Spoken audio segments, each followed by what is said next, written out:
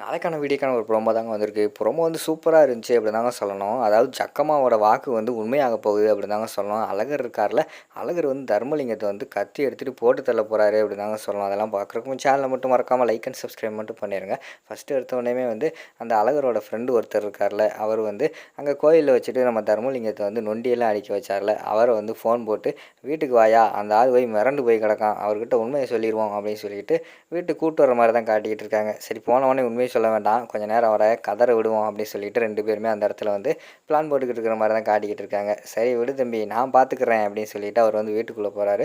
போனவொடனே அவர் நம்ம தர்மலிங்கத்துக்கு வந்து வாங்க சாமி, எப்படியாவது இந்த கண்டத்துலேருந்து நான் வெளியில் வரணும், அதுக்கு ஏதாவது நீங்கள் தான் அருள் புரியணும் அப்படிங்கிற மாதிரி சொல்லிக்கிட்டு இருக்காங்க. நான் செஞ்சு ஒன்றும் ஆக போகிறது கிடையாது, நீ நான் சொல்கிறத நீ கரெக்டாக செஞ்சேன்னா உனக்கு வந்து இந்த கண்டத்துலேருந்து வெளியில் வந்துடலாம் அப்படிங்கிற மாதிரி சொல்கிறாங்க. சொல்லுங்கள் சாமி, அதுக்கு தானே கேட்டுக்கிட்டு இருக்கேன், என்ன செய்யணும் சொல்லுங்கள், எதுனாலும் செஞ்சு விடுவோம் அப்படிங்கிற மாதிரி வந்து அவர் சொல்லிக்கிட்டு இருக்காரு. சரி நான் சொல்கிறத நல்லா கேட்டுக்கோங்க சரியா. கருவாட்டு ரத்தம், அதுக்கடுத்து காஞ்ச அருகம்புல்லோட சாறு, அதுக்கடுத்து பார்த்துக்கிட்டோன்னா வேகாத செங்கல் கொஞ்சம் எடுத்துக்கோங்க.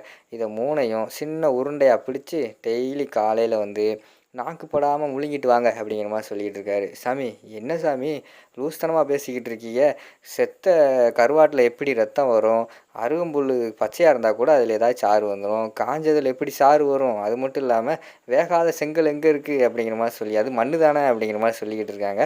அதைத்தாயா நானும் சொல்கிறேன், இதெல்லாம் எப்படி கிடைக்காதோ அதே மாதிரி இந்த கண்டத்துலேருந்து நீயும் வெளியிலேயே வர முடியாது அப்படின்னு சொல்லிட்டு அவர் சொல்லிடுறாரு. சாமி என்ன சொல்கிறீங்க, ஐயோ சாமி என்னை எப்படியா காப்பாற்றுங்க சாமி அப்படின்னு சொல்லிட்டு அந்த இடத்துல வந்து காலில் விழுகாத குறையா அவர் வந்து ரொம்ப அதாவது அழுகாத குறையா அவர் வந்து பேச ஆரம்பிச்சிடுறாரு. அதை பார்த்தோன்னே அழகருக்கு வந்து பயங்கரமான சிரிப்பு வந்துடுது.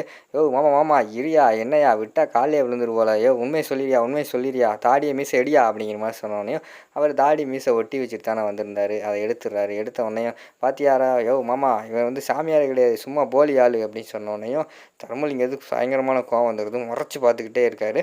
பார்த்துக்கிட்டு ஓடிறியா, அந்த ஆள் முறைச்சி பார்க்காரு, அடிக்க போகிறான்னு சொன்னோடனே அந்த ஆள் வந்து போயிடுறாரு. அதுக்கடுத்து லட்சுமி வந்து சொல்கிறாங்க, நல்ல வேலை மாப்பிள்ள உண்மையை சொல்லிங்க, இல்லைன்னா அவர் கேட்குற காசு பொருளெல்லாம் கொடுத்துருப்போம், எல்லாத்தையும் சுருட்டிட்டு போயிருப்பார் அப்படிங்கிற மாதிரி சொல்லிக்கிட்டு இருக்காங்க.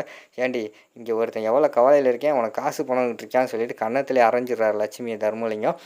என்னையா நீ எதுக்கு இருந்தாலும் கை வச்சுக்கிட்டே இருக்க அப்படின்னு சொல்லிட்டு லட்சுமி சப்போர்ட்டாக வந்து அழகர் வந்து வராங்க. 2 பேருக்கும் பார்த்துக்கிட்டிங்கன்னா அந்த இடத்துல வந்து பயங்கரமாக தள்ளு முள்ளாயிருது. டேபிளில் வேறு ஒரு கத்தி இருக்குது. தள்ளு முள்ளாகும்போது எப்படியோ வந்து அந்த கத்தியை வந்து யாரோ தட்டி விட்டுறாங்க. அது வந்து கீழே விழுந்துருது.